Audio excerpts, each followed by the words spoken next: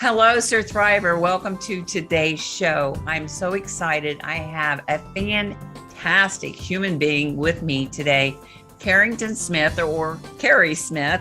She is a single mom, an attorney, a business owner, and an executive search professional. She is also a Sur-THRIVER of sexual assault, 2 divorces, piles of debt, abuse, religious mind games, the death of loved ones, and the loss of close friends. Please help me welcome Carrie Smith. Hi, Carrie. Hi, Rena. I'm so happy to be here. Thank you for having me. I'm thrilled to have you here, Carrie. And I did some research and searching you out and looking at your website and looking at your new book, and we'll talk about that in just a minute. And I want to congratulate you on being here. I want to share something with the audience that I saw on your website, because my listeners know me. And it said, "You've been told to shut up and not tell your story. It makes people feel uncomfortable."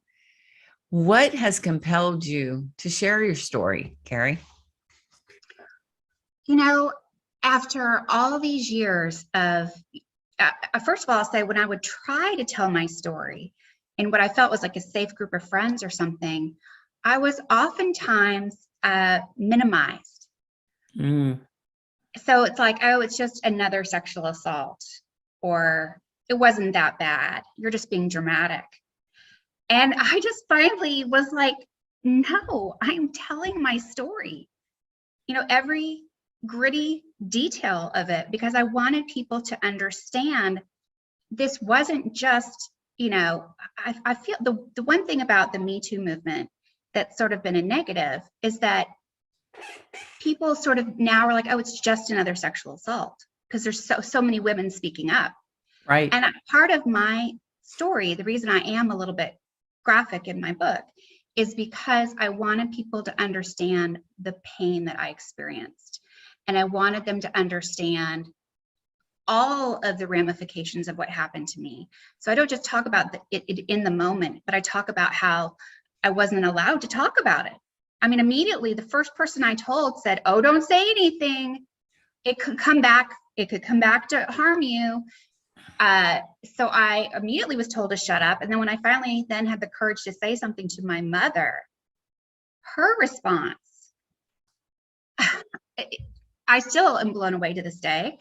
I told her I'd been raped, and her response was to get angry with me and to tell me that she's so disappointed in me. She had hoped that I would be a virgin when I got married, and that I was never to speak of this again and never to mention it to my father. Oh. And so I kept that. I mean, I listened to her and I didn't speak about it for 6 years. And the thing is that I think partly too, a lot of us don't talk about these experiences because we're like, oh, I don't want it to own me. I don't want to be all about that. But the reality is that when we don't talk about them, they do own us. I like to refer to trauma as the monster under the bed. And if you don't deal with it, it's there lurking. And so for me, I became promiscuous. I received the message that I was not valuable other than for sex. And so I kept reliving that trauma again and again. Yep. And yeah. And so for me, the first time I ever, quote unquote, talked about my sexual assault was when I wrote it in a story to a guy that I'd been seeing to explain my behavior. And I found it so much easier to write my story than to tell it, because I'd already, each time I tried to say it, I'd been shut down. But when I sat down at my computer, I wrote, and there was nobody there to tell me to shut up. Right. And so it was easier for me to write it than to say it. And then as things progressed, I was able to share more and look at it from different angles. And so what happens in my book is I take people on a journey from the moment something happens, and there's lots of different topics we cover in the book, but particularly I open the book with the sexual assault. I take them on the journey of it happening to me, how I handled it, all like the depths of despair and things that I went through, but also how I came out on the other end and took what was ugly and horrible and awful and claimed it.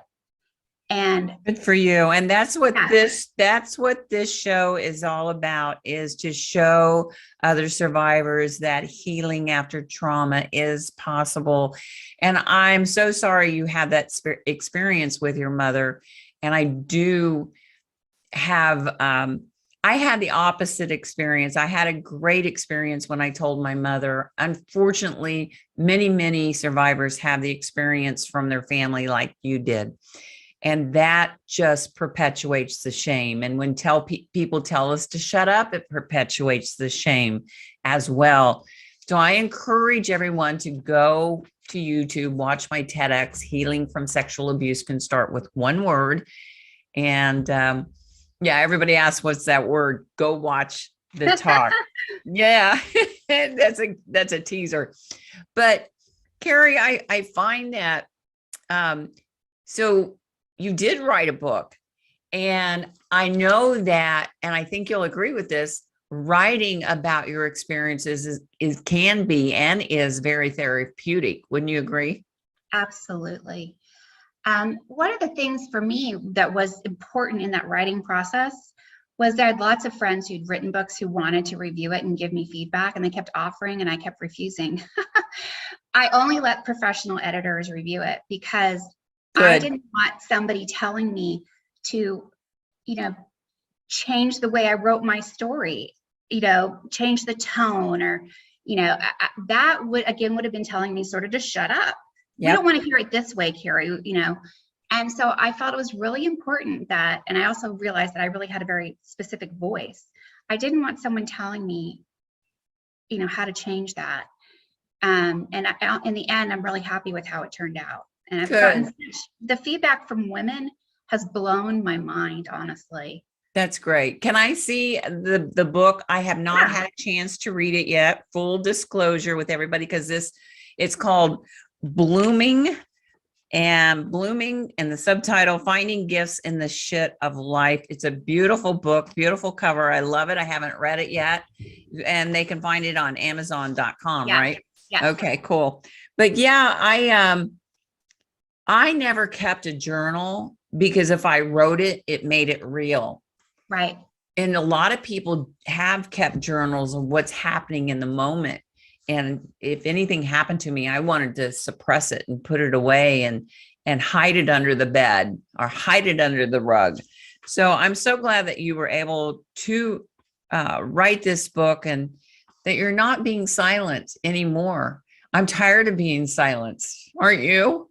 Yes. And I have to say that, one of the hardest things about writing and publishing this book is, I had a friend that said something to me about, she told me how to behave a certain way and said, well, I just don't want your kids to be ashamed of you. And yes. And so that friendship has ended. Yeah, I've lost a lot of friendships. Yes. And for speaking up. And I have to say, one of the most wonderful moments was hearing my kids talk about how proud they were of me for writing the book. Yes. They're not ashamed. They're proud of their mom for speaking up. And that just makes me. Well, I'm very proud of you, and I congratulate you for being here. It takes a lot of courage, strength, and perseverance to be here, to show that you're not ashamed. Yeah. And this is a statement that I do put in my talk. I grew tired of being ashamed of crimes I did not commit. Yes. I'm tired of being silenced. I'm tired of being ashamed of it. We can't change that part of our story, but we can change the ending. Yes. And this show is all about showing that and showing victims and survivors, whatever trauma you're going through, is that you can rewrite your story. You can have a happy ending. We can't change what happened to us, but we can change the ending. And I'm so proud of you. So thank you for doing that. So you felt compelled to write your book. And I think you said you wrote this during the pandemic. How long, when did you start writing it, and how long did it take? Well, so after I wrote that first story about my sexual assault, that was back in 1991 or something. I periodically would sit down and write short stories about some of my life experiences. And I felt like I really had a distinct voice and I had something to share, but I was like, I mean, I'm not a rock star, I'm not an actor, I'm not an athlete, I'm not a Holocaust survivor, I'm not a recovering addict. Like, who's going to care, right? I couldn't see how anything I had to say was relevant, would be compelling to anyone. And when COVID hit, I realized this was a universal trauma that was happening to us all together. And I also realized that my response to it was not the norm. When we go through trauma, one of the gifts we get from that is emotional resilience. And the more trauma you go through, the more the strength you have, that sort of that tinsel, that iron strength you build within you from all those different experiences. So for me, having been through multiple traumas, when COVID hit, I was like, literally, I got this. Like, what else? I've already been through so much. So exactly. I was like, okay, we know this is happening. How are we going to get through it? Right. How are we going to get through this? And for me, and this is, kind of how far you can go with taking this in another direction, I have come to realize I look at obstacles as opportunities. And so in a weird way, when I see an obstacle where most people will be like, oh, I'm screwed, this just happened now, I get excited because I go, wow, there's an opportunity here. This is like with COVID, I was like, this is a once in a lifetime, once in a generation opportunity. This is, when you look at history, it's these moments in time where the most innovation and positive change and fortunes are made. And so instead of, being one of the people who, and I understand some people use alcohol to get through things, but you kept hearing about people that had their recycle bins full of overflowing with wine bottles and whatnot. Exactly. And I instead said to myself, okay, we know we're going into lockdown. What am I going to get out of this? And so I determined that I was going to use the time to finally write this book that I wanted to write, but also, honestly, I felt compelled to write it. And then I also decided I was going to get in the best shape of my life. So I set goals for myself for what I wanted to get out of this event. And I mean, I got more accomplished in the last year and a half. I mean, it's been a whirlwind. And anyway, so one of my themes in life is it's all about mindset. Mindset is a muscle. Yep. It's daily choices you make about how you view your life experiences that define you. Mindset and habits.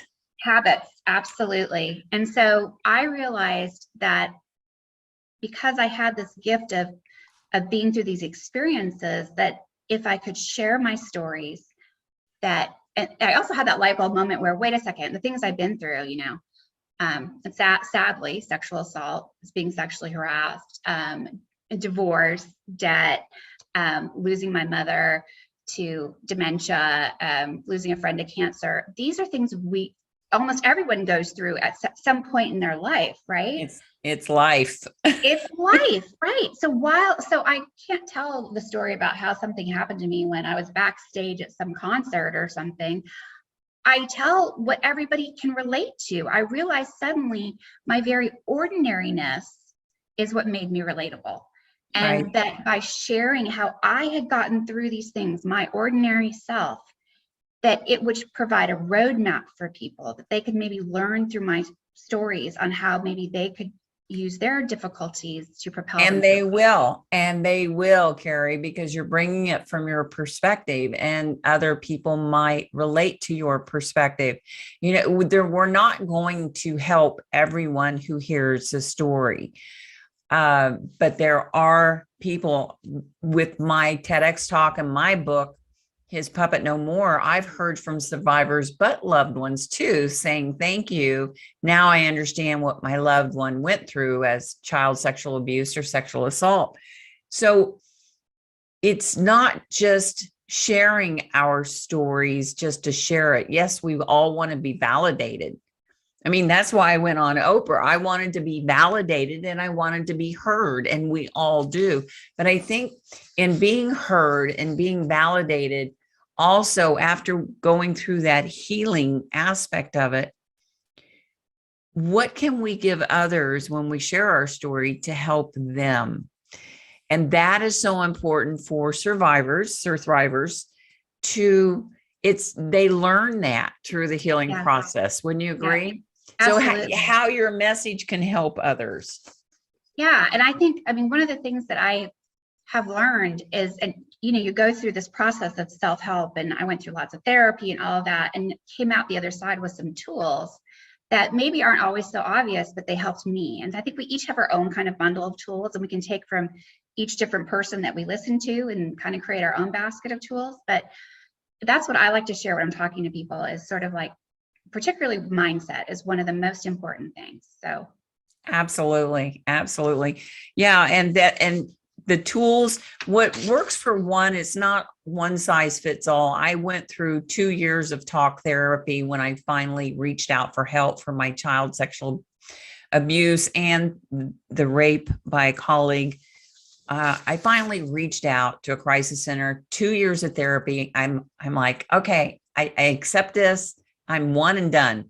But as time went on, I realized my self-esteem, my self-worth, my confidence was sinking back into those old self-sabotaging habits. And I realized that one and done, we have to continue healing. We have to continue with self-education. It's a never-ending process, honestly. It's a never-ending process. So when you find yourself going down a negative path, what is one tool that you use to help bring you out of that darkness that you can share with the audience?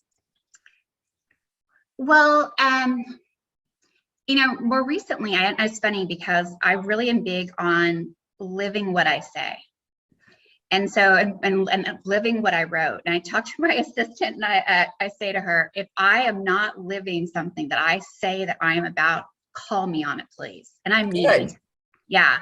So one of the things I said in my book at the very end, I talked about how basically to bloom. I mean, I talk about how shit is quite literally fertilizer. So this trauma and stuff, it is quite literally. So all this trauma and stuff is actually, if you own it instead of hiding it, examine it, you'll find the nutrients you need to bloom into greatness. There are gifts in there. You inherited traits, or you learned behaviors or tools to survive that are gifts that you're given. And so I talk about life as like a garden. And if you have a garden and once you're blooming, you can't allow rodents to come in and eat the garden. So I'm big on boundaries, and boundaries are really hard, particularly for sexual assault survivors, because one of the reasons it happens a lot is because we don't have boundaries. We were somehow trained not to have them. And so what I've realized, and I think more and more now that I'm out here talking, people are like, oh, well, you've got it made. You know what you're talking about. I'm just going to dive bomb into your life. And yes, and I, just dump my stuff on you. And then I'm going to blame you for what's going on in my life and not do any work. And so it's been one of the tools that's so important, is when I see that, I've stopped myself and go, wait a second, this person just dive bomb in with their toxicity. No, they don't get to do that. And so I create that boundary, and I handle it however I can to create that distance again, and push them to help. I try to help, show them tools, but they don't get to dive bomb in and destroy my life and dump their stuff on me. So, well, that's good. And I'm glad you brought that up, because one of those tools that we need to start using more is our intuition, because being survivors of sexual assault, child abuse, we're not allowed to listen to our intuition because of the crimes committed against us. They're forced upon us. We know it's wrong, but we're also told there's nothing you can do about it. This is your fault. And so that's one thing that I like that you brought that up, because that is a good tool to set those boundaries. Listen. Yes. So there's actually a huge chunk of my book about intuition. Good. Yes. So I actually, so I had some difficulties with I have a very challenging father.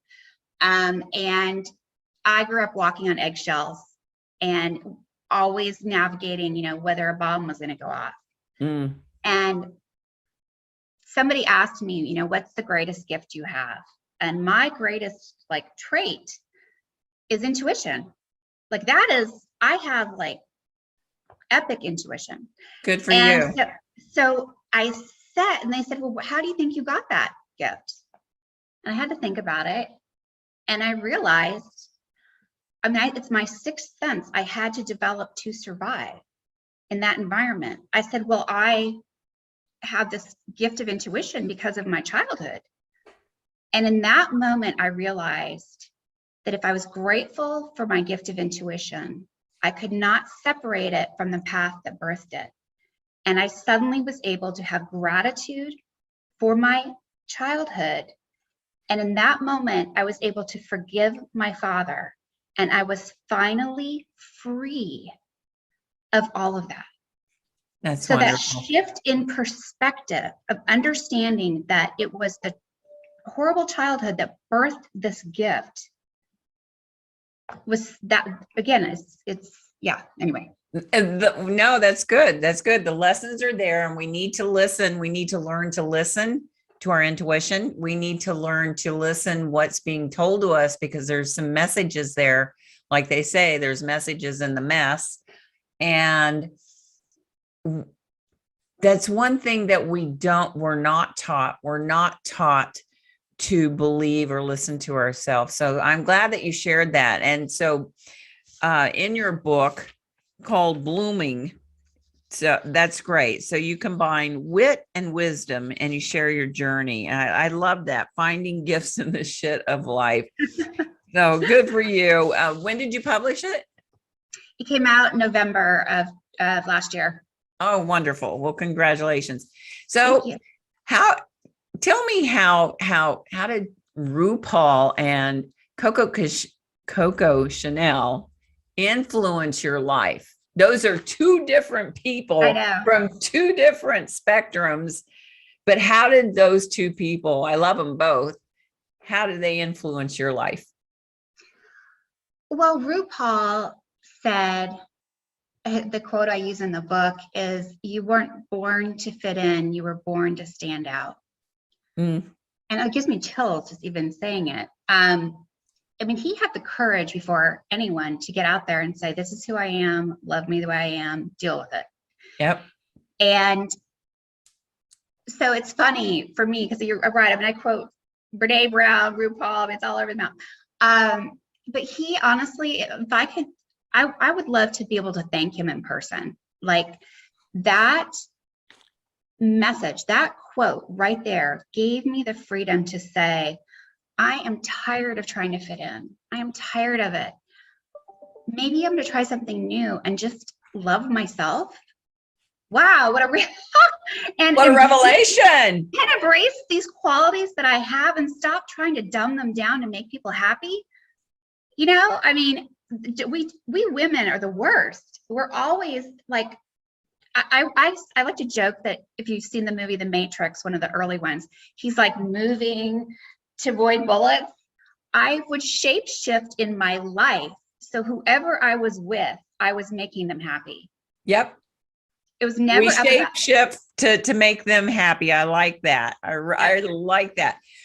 We as women, I don't know why we're taught that. We're not taught that. It's just in our DNA from years ago that we're supposed to please and be people pleasers. And if we stand out, you're a bitch or whatever. And that's so not true. Yeah.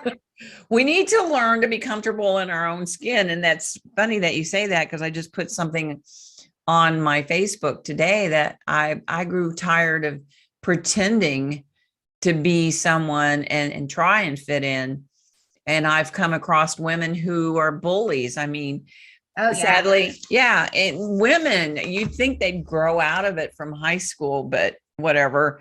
But so RuPaul, I love RuPaul, phenomenal human being. What about Coco Chanel? How did Coco influence you too? Well, other than she's one of my style, fashion icons. All right. Yeah, she's an original, and she really underscores what I believe, and I give career advice. So, in order to matter and be something that you don't want to lose, you have to stand out and be an original. You want to be someone that it takes a different path. It's kind of the same RuPaul thing, but she's about being an original. And so many, many times in my career, I've watched that everyone else is doing something. They're all going one direction and not getting a good result usually. And I'll stop and ask myself, how can I do this differently where I can get a better result? And a lot of times I've been like the underdog completely. And just by taking a moment and deciding to go a different way, I've had huge success. And Coco Chanel, which she did her first blazers, her knit blazers and whatnot, she was the first one to do that and was ridiculed initially for that. And I just love the way, her life, it really inspired me. So wonderful. And we all need those heroes and mentors. And you, like I said, different spectrums, RuPaul to Coco Chanel. Good for you. I mean, one of my TV heroes and mentors, Oprah Winfrey, and I got to be on her show and tell her, thank you. Your show saved my life, because it was because of her encouraging me. And we all need those people we look up to. And the more we share our story and become comfortable in our skin, we're going to be heroes, sheroes for other people. And what I like to tell people, Carrie, is you don't have to write a book unless you want to. You don't have to be on Oprah Winfrey unless you want to. But you should talk about your story and get help, get healed, get happy, because, it's your life. It's your life. It's my life. We're not born. We were not put here to please other people. yeah. We were born into this life to become the best version of ourselves, to help lift other people, not become other people. Exactly. The thing is, the reason why there's so much pressure to fit in is because people like things that look like themselves. And the minute you start to stand out and step out of the shadows and into the light, you feel resistance and bullying and darts being thrown at you. But the thing is that God took all this trouble to make each of us these, individual snowflakes, completely different, right? Yep. And if we don't utilize those very special, unique gifts that we have, I feel like we're not honoring him. So that's true. That helps me when I get hurt or frustrated about someone trying to beat me back into fitting in. I just remember, okay, I'm finally at 54, finally stepping out and saying, no, I'm claiming my square inch in this world, and I'm going to tell my story, and I'm going to be my authentic self. Good for you. Good for you. And that is what the show is about, is to encourage victims and survivors. If you haven't, get help, get healed, get happy. I am on the RAINN, the Rape and Incest National Network, as I'm on their speaker bureau. So I encourage people, if you haven't gotten help, to go to RAINN, RAINN.org. There's a toll-free number that you can call, and they will help you if you're a survivor of incest, child abuse, sexual assault, domestic violence. They will help you. Call the number, and I'll have it in the show notes too. When you find yourself going down a negative path, I know you like to journal and things like that. Do you find yourself isolating, or do you put yourself in the company of others? Tell me, which helps you the best? It's funny. I've been thinking about that lately. I have just, I was always hiding under the stairs as a kid. We're all hiding somewhere. Right. And it was either that or in my bedroom, curled up with a book. And so those were my hiding places. And sort of, I realized that when I'm struggling, I often will retreat to my bedroom with a book and just kind of, I tend to search for solitude. I do a lot of inner reflection. That's both good and bad. I mean, it does help me just still things. And if I get away from a lot of inputs, I can kind of, get back to feeling okay about myself. But I really realized recently that some of my bad habits stemmed from me not getting more social interaction and doing too much of that retreating. And so I've identified that as an area where I need to improve. I mean, I love social interaction, but I'm the ambivert who I do great when I'm talking to people, but I need that time to recharge. Yep. And I think people assume because they see me doing great, they have no idea how much recharging I'm doing. It's a lot. Right. I'm an extrovert introvert. So yeah. And people I can be on, going 100 miles an hour. I can be on when I'm around people, but when I get home, I want to shut the door and turn off the phone because we need to recharge. Yeah. And I think that's important to share that. Thank you for sharing that with us. So there are a lot of women and men who have been sexually assaulted. What advice could you give to them briefly, to help them know that they're not alone, obviously, but what advice would you give them to help keep them on a positive note? Well, first of all, I would say absolutely reach out for help. Do not minimize. Don't let anybody else minimize. And I think it starts out with our mind. We start telling ourselves, did this really happen? Did I, acknowledge? I mean, I think now we're getting a little more, I feel like, permission. It's terrible to say that, but in society to say, no, this happened to me, own it. But yeah, it's important to reach out and say this happened to you, get help. And I think the other aspect of this is it's okay to feel bad. As women, we're not allowed to either to feel sad or to feel angry.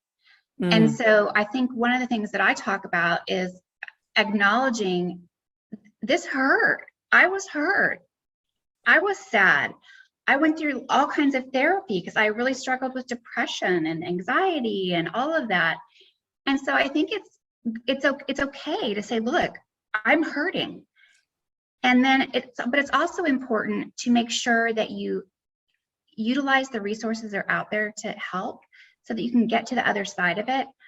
I think one of my messages is like, you have a choice in life, and that is you can sit there and wade in the mud and just stay there, or you can move through it and go through the stages of grief and, I like to say you have to reach rage to reach forgiveness.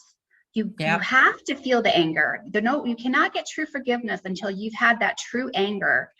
And then you can say, okay, release it and forgive, and then start really healing. But you have to give yourself permission to go through all of that. But first it starts with saying, this really happened to me. Yeah. And being angry and having all those emotions are part of the healing process. You want to get angry. We go through the denial. We have to go through acceptance, denial, grief, anger, all of those emotions. And if you don't, it will show up in other ways in your life. Oh yeah. And I talk about that in my TEDx talk in my book too. So yeah, be sure and watch that. But okay, this has been great. I am so thrilled that you were able to be on the show today. And let me see your book again and tell me what it is. Blooming. Yes, finding gifts in the shit of life. Okay, and I'll have that in the show notes so that they can find that on your website. What is your website, Carrie? My author website is Carrington-Smith.com. And Carrington is spelled Carrington. Okay. Yes, right. Yes. Smith. And I'll have that in the show notes as well. But if somebody's just listening to the audio right now, they can go. Is it on Amazon as well? It's on Amazon as well. Yes. Okay. All right. Cool. Awesome. Awesome. Well, I certainly appreciate you being here today, and we can't shut up anymore. I think you'll agree that telling our story, we want to be validated. We want to be heard. We need it. For enabled us to heal, we have to talk about it.